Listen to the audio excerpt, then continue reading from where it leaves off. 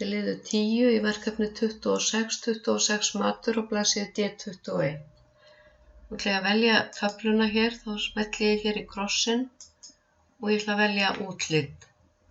Og Table Tools er virkt af því ég er með töfluna virka og ég fer í Design og ég ætla að velja útlit.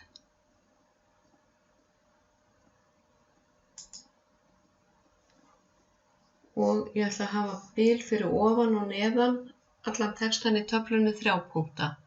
Þá fer ég hérna á Home-flippa og paragraf og vel hérna 3 punkta, ég þarf að skrifa þá. Það kemur aðeins meira bil hérna á milli. Nú ætla ég að sameina dálkana í línu 1, þá smelli ég hér fyrir framan.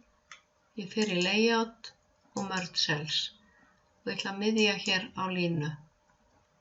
Ég geri það sama hérna við fullorðna, Merge Cells og miðja á línu.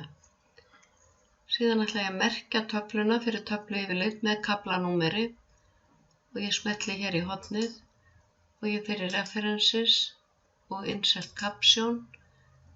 Ég ætla að hafa töflu, þannig ég smelli hér, vel tafla. Og ég þarf að tengja við kaflanúmerið. Þannig ég fer í Numbering, haka hér við, Include Chapter Number, tengi við Heading 1 eða fyrirsagnastíl á fyrsta þrepi og hér á að vera Period. Og OK.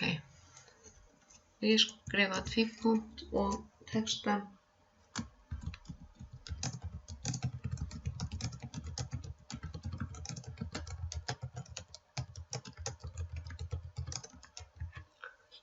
Skrifa hann hérna fyrir ofan og ég ætla að vista.